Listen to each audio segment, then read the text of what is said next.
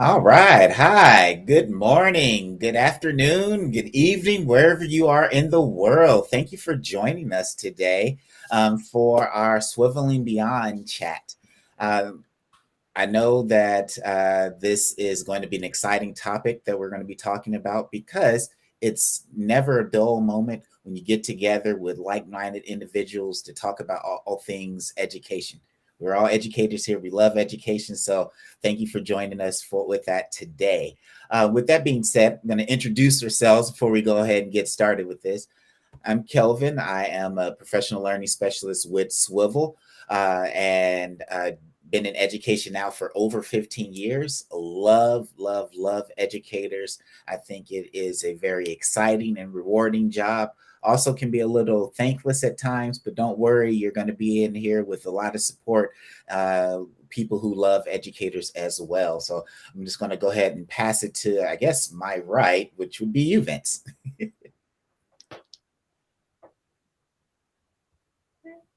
Vince. All Oops. right, video's okay. Sorry, There I we go. forgot to turn on the Yeah, mic. it's Hey, better. It's much wouldn't be a better. live stream without that, right? So, yeah. So thank you, Kelvin. My name is Vince. I'm a professional learning specialist at Swivl as well, and also former educator. I'm really happy that everybody can join us today. We're going to talk a lot about coaching and Swivl and all things Swivl. So, Oksana, would you like to introduce yourself? Yeah, sure. I'm a product expert with Swivl, and I'm an educator as well. And that is why I love working with Swivl because it gives me an opportunity to make teachers happy using our products. Hello, I'm Rachel. I'm the Teams by Swivl product manager, and I'm also a former educator. I worked in Miami-Dade public schools, teaching mostly ninth grade ELA, but also speech and debate, all grade levels up to 12. And I'm really excited for this topic.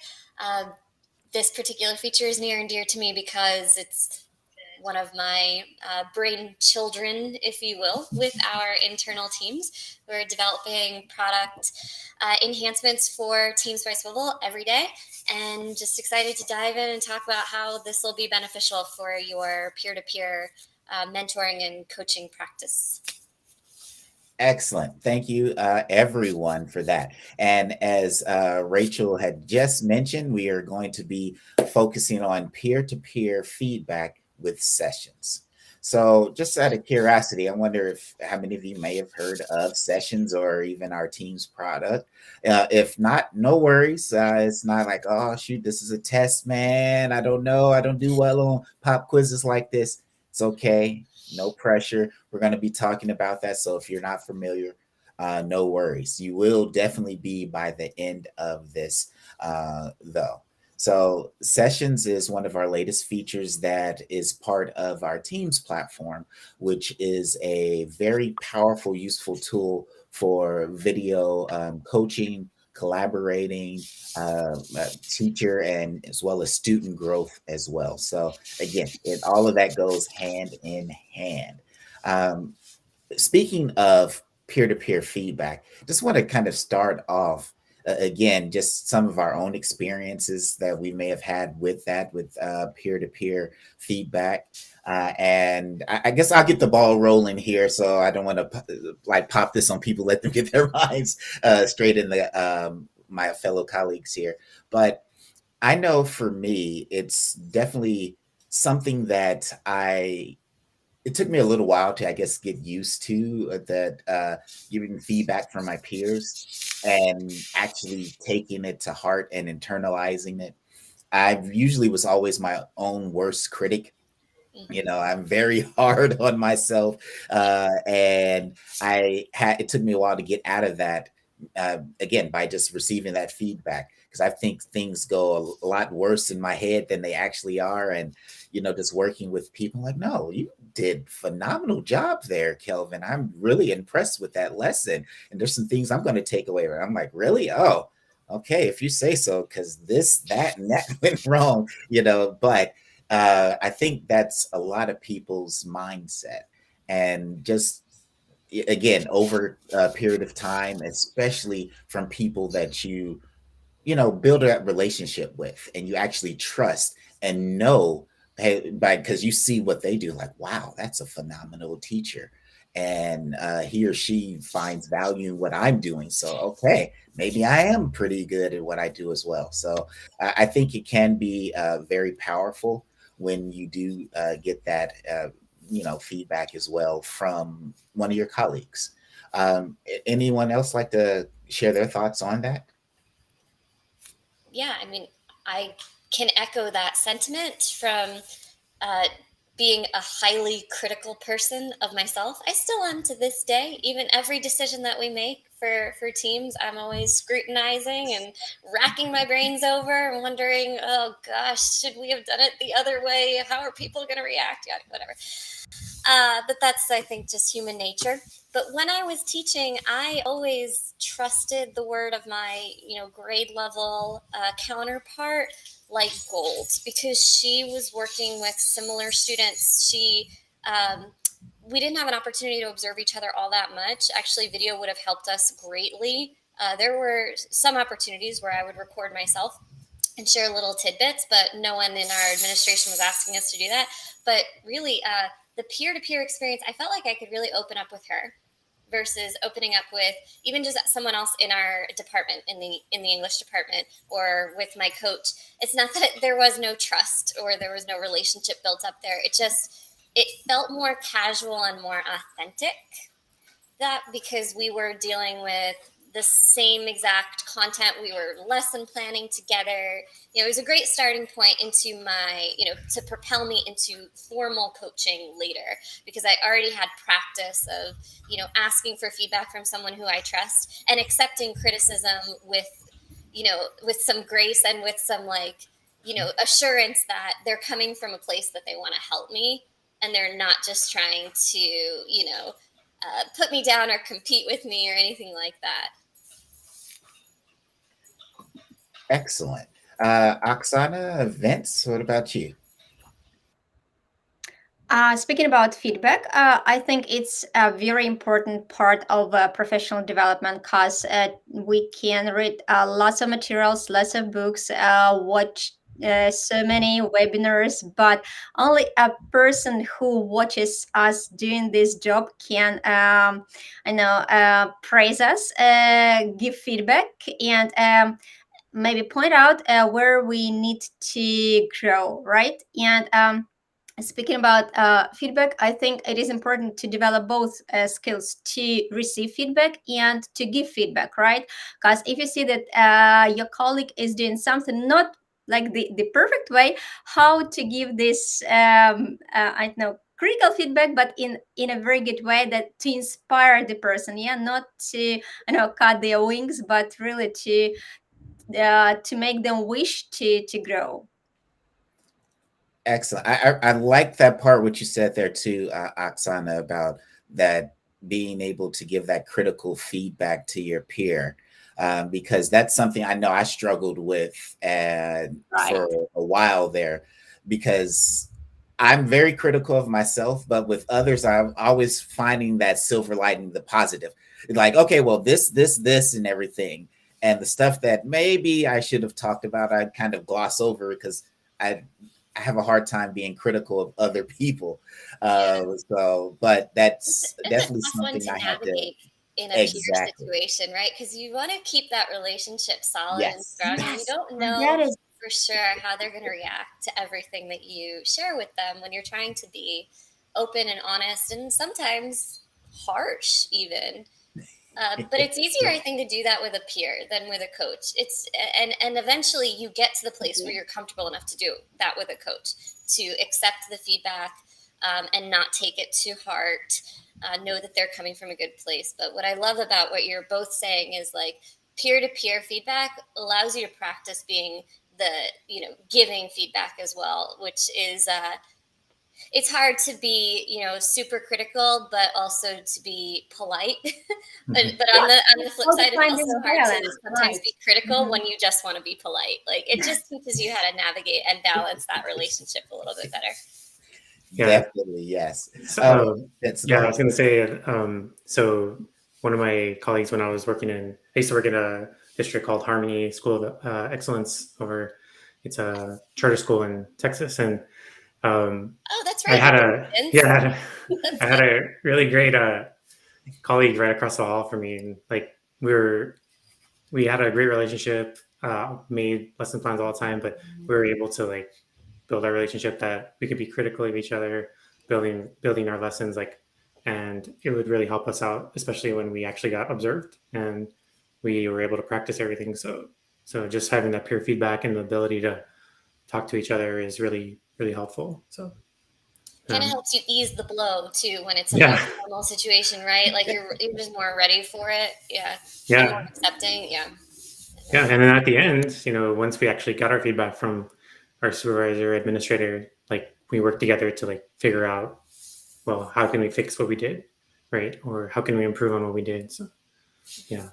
Excellent. So it would seem that we're all on the same page here, that receiving feedback from a peer, even giving feedback to a peer, can be very powerful and beneficial for you as an educator.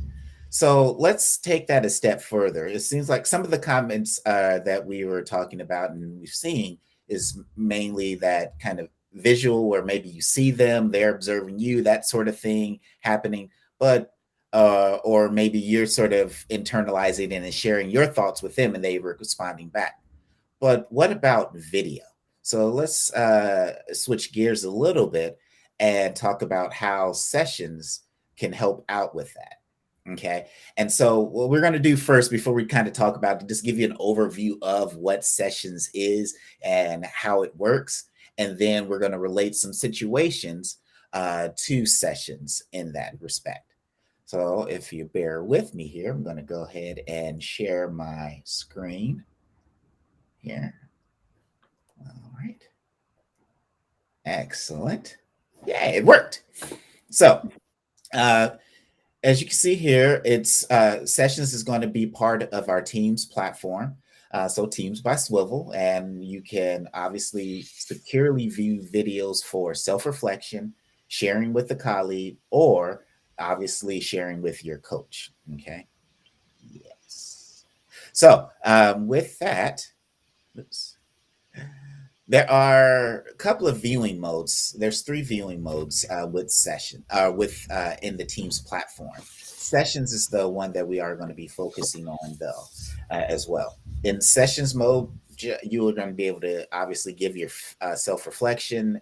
You would be able to set your intention and do a summary of your video that you created as well. So what does that look like? Okay. First, like I said, you're going to set your intention.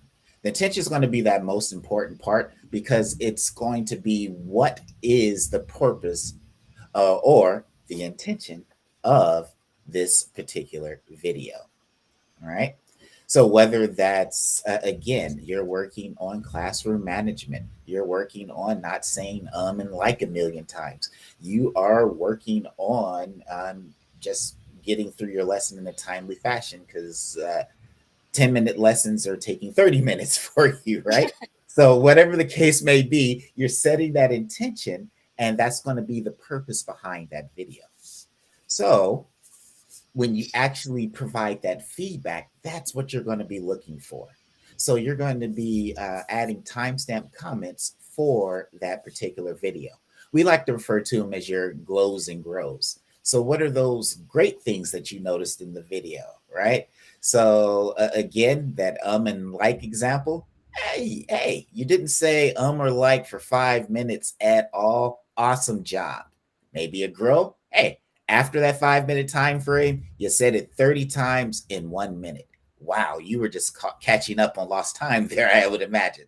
So again, those positives and those grows. Don't like to say, use the N word there, negative. We don't want to do that. So again, we're always looking for opportunities to grow or improve. And that should be lifelong learners. That's what we tell our students, right? And then after you've done that, this, I think, is one of the most critical, important parts. You're actually going to summarize what you found out. So you set that intention, you look for your glows and grows. What did you find out based on that? So you summarize those thoughts, and then you also will set your next steps. So that's really going to be purposeful because you want to know, well, am I going to record a video again in a week, 2 weeks, a month? So you know what that schedule is going to be. And of course, stick with it.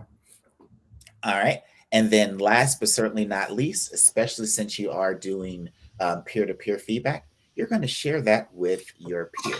Okay. So that could be your teacher next door, right? It could be your mentor, teacher that you've had since you began teaching 2 or 3 years ago and you're still really close with. Again, it could even be your coach, whatever the case may be. You're going to share that with that peer, and they can give you that feedback. Because again, it's one thing to sort of talk about it and share those thoughts with that person. It's a completely different story when you see it live and in color there. Okay. All right. Anything I'm going to ask Rachel, anything I might have forgotten there before we turn it over into the specific situations? No, I mean, I couldn't have done it better myself. It's like you designed the tool. Aw, it's too kind. Too kind. Thank you for that, Rachel. Okay, so that's just an overview of sessions. But now let's look at how sessions will relate to specific situations there. So what are some situations that kind of comes to mind when you're thinking of peer-to-peer feedback, things that maybe you've all done throughout your career as well? I can share kind of a specific example. Again, I was really close with my grade level counterpart. We both taught 9th grade ELA, and we had really similar. Well, we were also in similar situations. We had both just began our careers, so we're still really fresh off the boat. And so we did kind of suffer through those early setbacks of ums or likes or body language kind of going crazy, things like that. So I didn't have sessions back then. And of course, as I mentioned, we only used video sparingly when one of us had a moment to think about setting up, just a mobile device and taking a quick video, sharing it over. But those were the starting points for us, just to get past those surface level apprehensions about just teaching in front of sometimes very rowdy groups. 9th graders they're a handful. They're a lot of fun. So that was a good starting point. So if I were to use sessions in that situation, I would have said, to my grade level partner, I would say, Alicia, can you have take a moment to tell me how many times I put my hands up like this, just something weird, or how many times a particular student in the back interrupts me, because we were both having classroom management issues at that time, right? And that would have been my intention. And that's what she would have started with when reviewing. And she could have, kind of kept an eye on this for me, because I was desperately just trying to get through my lesson and, meet whatever, requirements I had placed in that lesson for that day. If I wanted it to just be a 25-minute mini lesson on rhetoric in this particular part of the poem, I really wanted to, meet that milestone. So I would have just wanted her to focus on that in my feedback portion. And then we could have come together both verbally and, and in written format to just decide how we were going to fix it. And she would have offered me advice about what she would do, or what's something that she was seeing in her class with maybe a similar student, whatever the case may be. And then she would have gone ahead and recorded her version of that same lesson. Because as it turns out, it was lucky that we were actually both working on the same lessons all the time. We were only a day apart most of the time. Nice. Excellent.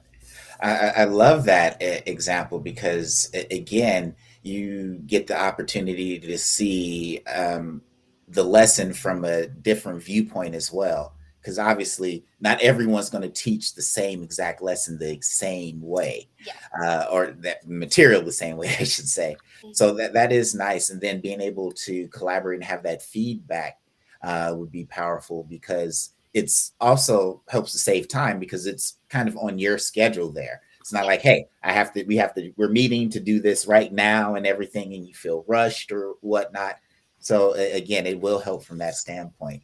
I know when you were talking about that, it actually reminded me of something not probably a little bit similar as far as with that feedback. I know in my first year teaching, a lot of all the new teachers would have things that they would have to do before the end of the year. And one of them was do kind of I guess, a gallery class walk with teachers that were sort of experts in their field on a certain item, for example, classroom management or whatnot. And we would meet during our specials. So for anyone who knows anything about elementary specials, right? It's like 40 minutes or so, but you got to get your class there. And Lord knows there's always things that happen that eats up at that time. And then we had to go to the classroom and meet and then make Really sure 10 minutes. to go in and everything. And we were only there for a few minutes because we had to talk about what we saw as well to do our debrief afterwards. So that whole experience of us doing that was probably no more than 10 minutes because we also had to have time to get back to go pick up our students before specials was over. And I just thought, man, would be there should be a more efficient way of doing this because there's questions that I had that I wanted to ask the teacher that I didn't get a chance to like right then and there. And on top of it, it's it's not like I didn't ask her. I asked her, and it's like, wait, she's trying to remember exactly what it is that I'm talking about. So I think having that recorded, watching that video, and it's like, oh man, and then responding back, and then the teacher being able to see exactly what I'm talking about. It's like, oh, okay, yeah, I know it looks like this went smooth, but you should have seen me when I first did. Yeah. This is like months and months of practice. Okay, it's not like I just came in here today. It's like, oh, okay, that put my mind is like, it's like, how am I going to get there? Geez, so things like that. It's nice because they're able to have that video evidence of what your question is and responding back to you as well. So I just thought I'd share that. Anyone else, any thoughts on this? All right. So I know we're actually getting kind of short on time. And again, thank you everyone who has been joining us. So what we're going to do is move on to our final thoughts. Okay. So we've talked about sessions. We all feel that obviously can be a very valuable tool with you for doing peer-to-peer feedback. That live video, there's nothing like it. So our final thoughts would be this. Okay. I would like for you to share one concrete example. All right. One concrete example that you can provide or that you'll be able to use sessions for peer-to-peer feedback. Okay. So just one concrete thing that you will be able to use sessions for in peer-to-peer feedback. So whether that's, again, classroom management, maybe lesson planning, so those other exemplars, or, something that we haven't even talked about. Okay. So give you a moment. I'll bring up something that we haven't talked about. So I wouldn't have gone through this exact experience necessarily because, again, we didn't employ video back when I was teaching. However, it would have been really nice to see my same students because, like, I would connect with like the math teachers, like the Algebra 1 teachers, or the what were they taking in 9th grade in science? What would have been like? I can't even remember what they would have taken. I'm sorry. Oh, I know. I'm thinking biology. I'm thinking biology too, but Yeah. I can't quite recall. I would have connected with those teachers like maybe once in a blue moon, right? Just to sort of check in on how my exact students in my period 1 class who happen to also be in that same bio class, how they behaved. Yeah, so I'll bring the classroom management example back in, but across different subject areas.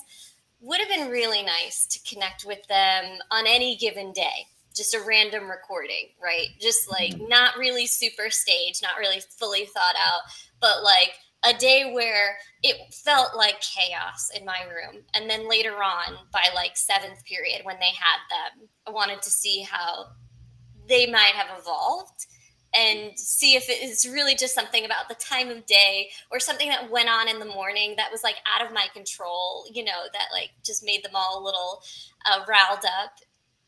That would have been an opportunity for me to use sessions. That way I could have just got a sneak peek of that same group of students in a completely different environment, just to get a sense of, is it really me, or is there something else going on that's deeper than what meets the eye?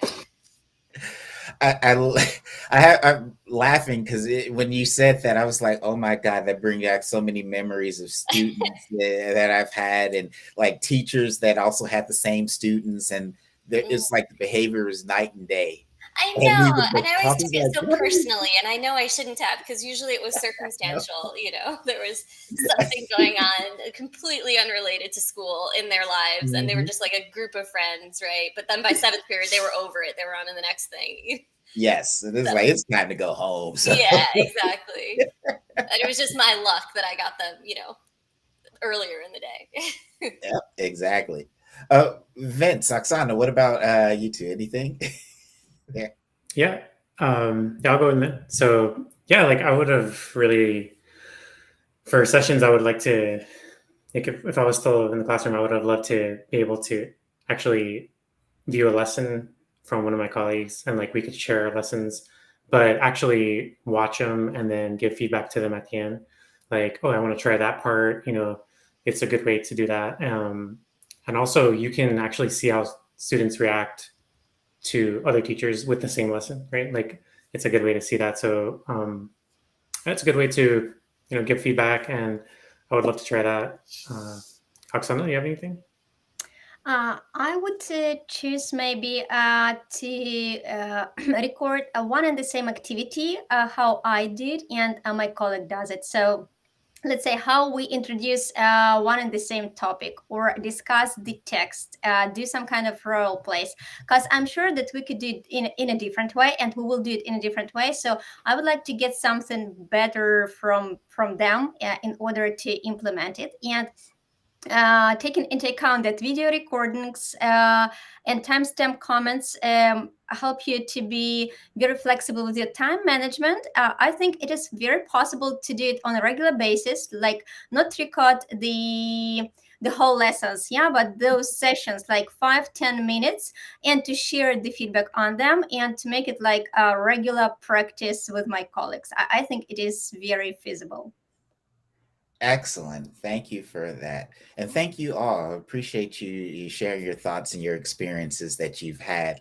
And it seems like we all can agree that, video is definitely very powerful. So it'd be nice to have if we would have had something like sessions when we were in the classroom as well. Right. So with that being said, thank you out there in social media verse. We're going to go ahead and wrap it up here. Please join us in 2 weeks' time on February 2nd, 2022 for our next Swivling Beyond session, where we're going to be talking about maximizing teacher/coaching collaboration with sessions. And all I have to say before we can continue on is, oh my gosh, can you believe it's already February? January is flying by. And it's a short month, so it'll be March before you know it. So I always do my countdown, and this is kind of a little aside, I'm sorry, but April is the Masters, so usually it's like, okay, January, and then it's like, oh, it's a hop, skip, and a jump to the Masters golf season. That's hysterical. We'll have to talk about this, Kelvin. My husband's obsessed with golf, and I didn't know this about you, so he's also got the countdown. That's really funny. Also, if any of you are watching, the next week we'll be at FETC conference. So if you want to check out our booth, we'll be there, and looking forward to meet some of you, and we can talk more about sessions. So that's why we're not going to be on next week. So. Yes, but we still will be doing our weekly Q&A session. So if you have any questions about Swivl products, how to do something, you're more than welcome to join us Thursdays at 11 a.m. Eastern time. You can register at swivl.com/events and join us on our Zoom chat. So that will still be happening tomorrow as well as next week, Thursday. Correct. With that, thank you all so much. We appreciate it. Appreciate my wonderful panelists joining me as always today. And thanks for watching, and we'll see you next time. Bye, Thank you. Bye-bye. Bye, everybody. Thank you.